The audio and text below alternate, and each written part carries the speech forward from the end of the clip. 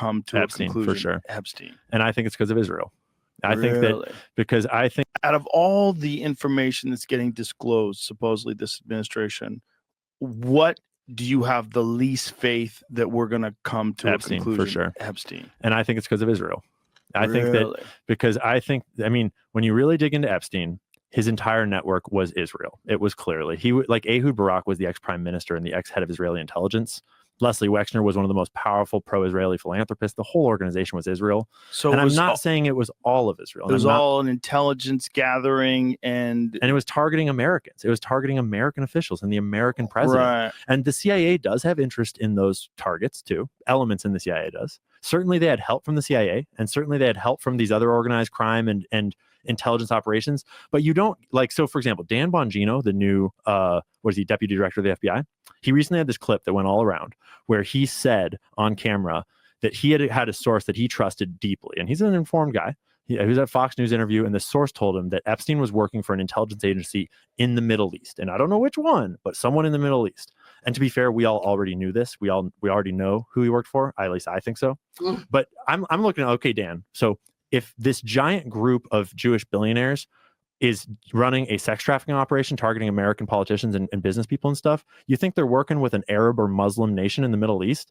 Like, you think that Leslie Wexner is devoting his entire life to philanthropies on behalf of Israel, but then he's going to work for Saudi Arabia when he's doing this trafficking, right? But if someone says to him that they're all working for a country in the Middle East, knowing he knows what that means, but not specifying, doesn't he kind of have to repeat it that same way? Well, he also has to repeat it the same way because he won't get the job if he says Israel, because Israel has so much control over our government right now. And I'm not saying that all Jews are in on something. And it's like you gotta internet. Clearly, internet. And Joe is definitely not saying that. Definitely not. But the Israel's government is as vulnerable to the deep state effect as the American government. But I would argue that Israel's government is way more vulnerable to it because of the people that founded Israel and the way it was founded. It was founded in a modern time, much more recently, by it was a revolutionary founding. And I can totally sympathize with the Jewish desire to have that state. I get it. But because of the way that happened, the people that founded Israel were a bunch of organized crime figures in America, the Jewish mob, that were helping with money and with arms trafficking to get the guns there because they had to have guns. And it was the Rothschild banking families sending a whole bunch of money and getting the declaration in the first place. And then the people that were there, the three different organizations, the Irgun, the Lehi group, and the Haganah, those were the three paramilitary groups that fought to found Israel, and they're the heroes of Israel, which I understand the narrative that they're heroes, but when Israel was officially founded, they officially designated Irgun and Lehi as terrorist organizations because they had been bombing civilians. They'd been bombing British civilians. The first official act of terror before they changed the definition was the bombing of the King David Hotel. This guy went off. Just so you know, so I'm in my 40s, early 40s. I remember in the 90s where we could actually talk about Israel and it wasn't a big deal. What he's saying right here is just facts, right? I remember being a kid and hearing about Israel on the news, but which one? My thumbnail on my video is on fire. Which one? Should I stop everything I'm doing now and just make a video about whatever that is? No, but younger, I would hear about Israel on the news. It was just another country. Right? What's the big deal? You're just breaking down how they came about, that they did acts of terrorism. So, all right, let me let Ian finish, and then where these terrorists, these Lehi prime minister of Israel, they were bombing civilians, and so when those are the groups that are fighting to found that nation, even if all the Jews there are wonderful people, the leadership is inherently composed of these people that have been deeply corrupt for all time. And so you get this fertile ground for this kind of deep state effect to take power. And when you start to research the heads of state of Israel over history, you realize that a bunch of them were in those groups doing those terrorist acts and have done a bunch of dark stuff because those were the people that were at the top of that military organization. Those terrorist organizations reformed to form the IDF. And what's interesting is you can talk about this now, post October 7th. It opened wide open. Post Gaza. You want to know a funny story, actually? I didn't know shit about it. And I started doing 9/11 stuff. And I was doing a 9/11 video on my YouTube, and I knew about the dancing Israelis conspiracy theory that is very much a real set of documents. And I knew that I'm not allowed to talk about Israel for some reason, and I didn't really know why. I never felt and like I realized like I better fucking understand this thing before I crater my new channel and career on this topic I don't understand. If I'm going to take a stance against Israel at all, I should understand why and how. And so I started doing research, and I shelved that research, and I switched to researching Israel and Palestine and the history there and what's going on. And I finished the video, and it was October 6th. And I was like, I was very worried because it's like, you weren't allowed to talk about it. And I had just made this whole documentary about the history of Israel, Palestine, and the propaganda and what it all was. And I published it on October 6th on my locals channel. And I kind of had this like lean back and like, if that's the end of the ride and I get canceled for this shit, so be it. And then literally the next day, and I'm not saying that October 7th was a good thing, but I'm saying that literally the next day, the entire internet was ablaze about Israel and Palestine, and everyone was talking about it. Wow. And it was the weirdest fucking coincidence. Like, and suddenly it was like, oh, all right, let's. You know, when he says here, I'm not saying that what happened on October 7th was a good thing and blah, blah, blah, whatever, right?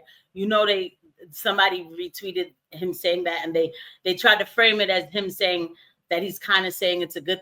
I mean, the absolute reaching is out of pocket. It really is. Let's fucking dig this thing open, because unfortunately it is. I mean, I think fortunately, I think that the state of the Israeli influence that sustained them for so long, that was essential to them surviving this long, I think that it has grown cancerous to the Jewish faith in general. Because that's not my argument. So anyway, look, that's not for me to defend. You know, I call out Christian Zionism all the time, because Christian Zionism is absolutely antithetical to Christianity. It's actually antichrist to Christianity. So that's my argument, right? Like, I have to call out the Christians who, instead of following Christ, they are following an antichrist infrastructure that is actually going to cause them to go to hell. And I'm not here to damn anybody to hell, right? Because repentance is for everybody, and you can open your heart and start following Christ again. But at this moment, these people who say that you have to bless Israel in order to be blessed, and they are ready to go to war for Israel because they're Christian and they have to protect the Jews, this is unheard of, and it is blasphemous, and like it's heretical to anything being Christian. So first off, shout out to my friend who did find those tweets for me, so I don't look like some liar. I'm gonna switch the screen. This is like a really, you know, I forgot how to use this thing. So yeah, I was like, oh my God, I look like a liar. Thank you so much. You're oh my God, look, you see, y'all, with these wars, with everything, like, how come it's not adding up? So that's just always been me. Like, I'm just questioning things. And then you notice a certain thing, especially in a foreign policy aspect. But you also have to remember that we have a tech bro situation coming up too, you know, that we don't talk about enough, especially on the right. It's just you will not hear Peter Thiel, like the JD Vance that people have as a, you know, that's our vice president. It's been put together by Peter Thiel. I mean, this is a problem. Like, yeah, Elon Musk. They did, apparently Trump kind of pulled the reins a little bit on him tonight. But the point is, how can people just buy their way into the government, not be elected, and start slashing out regulations and all kinds of things? You know, okay, all right. So anywho, let me just come to this real quick. You know, I don't know how long I'll be here. I've been doing a lot of talking, but it's been a while. I'll be doing more of this, like, late night type of stuff. So he has said, man, I was tired of overly rambling in this interview. Stand by it all, though. So then I put, facts don't care about your feelings. I learned that from Ben Shapiro, and I did. I really did. When I was a baby, you know, baby MAGA, and the YouTube can feel, especially around COVID, it could feel like where you're swaying in the algorithm. And I started getting fed Ben Shapiro and Jordan Peterson. And I was taking it all in, nummy, taking it all in. And then, you know, he was like, facts don't care about your feelings. I was like, that is so true. That's so true. I soaked it and I said, you know what? And yeah, like, why am I mad about racism? You know, like, And I mean, real thoughts, right? I'm not mad at these thoughts. I was like, why am I holding on to the pain of slavery? And I wasn't a slave. I don't even know if anybody in my family was a slave, to be honest. I really don't know. It's got a lot of aristocrats in my family, actually. But anyway, but it's I was like, all right, like this is, like I'm with this. I like the Constitution. Like I'm totally with this, right? So yeah, I did learn that from him. So I said, facts don't care about your feelings. I learned that from Ben Shapiro. No one has to love you because you're Jewish. I heard that for a long time from conservatives as a Black woman. I learned, so I learned.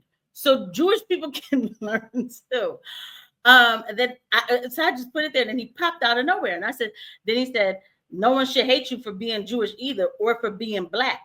But for the record, I am neither Black nor Jewish, though I speak a little jive and can curse in Yiddish. I don't know why he's telling me about jive. I don't know what jive. Why is he assuming? I never knew you wrote that. I was in the mood that day. I was like, I don't care what you want. I also don't care if people hate me because, no, and seriously, like, I don't care what you are. I also don't care if people hate me because I'm Black. People can hate whoever they want as long as they aren't a danger to themselves and others. There is no legislation that can stop hate. Anti-Semitism policies or laws are against the First Amendment. And then he said, who said anything about anti-Semitism laws? I said, when we bring up the normalization of anti-Semitism as a complaint, it's in the caption. It's like a silent call for more regulations. I have your attention, so why not bring it all up? There's an Anti-Semitism Awareness Act that will be approved by the Senate.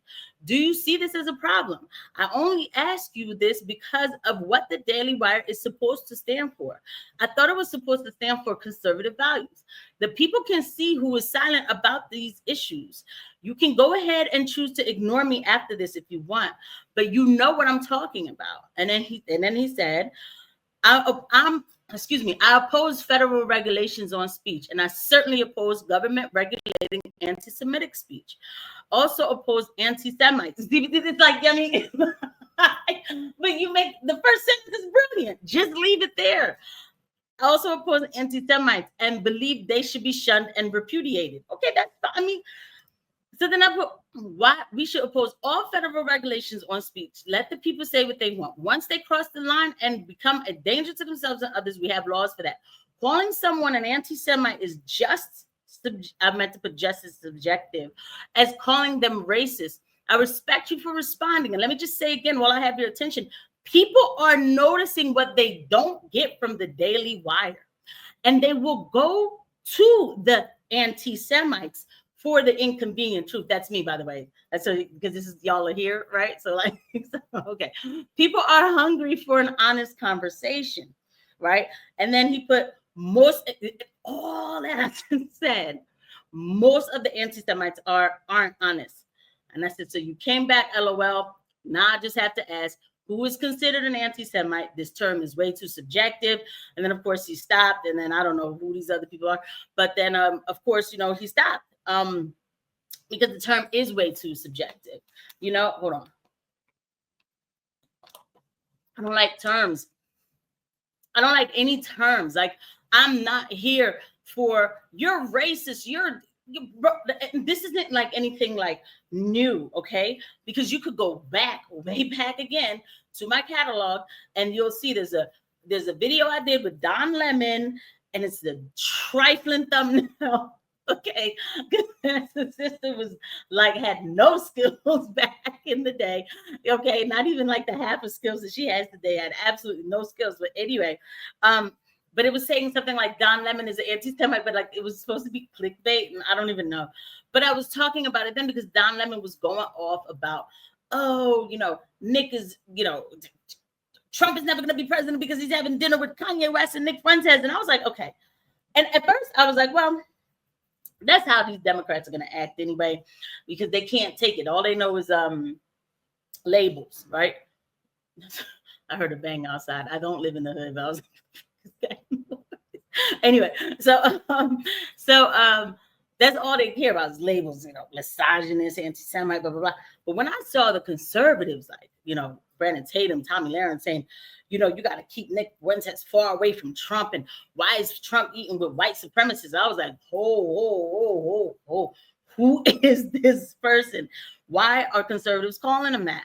Why are we labeling people these? I thought we don't use these labels. So this was to me just wrong. So I was like, now I need to know what's going on. These terms are too subjective.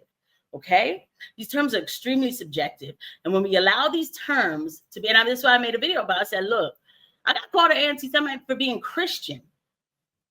I mean, we just adopted a definition that says that if you talk about Jews killing Jesus, then you're an anti-Semite. And I'm like, well, call me whatever you want, but the Bible is the Bible, right? But anyway, the terms are too subject. I don't like labels for this reason. I don't.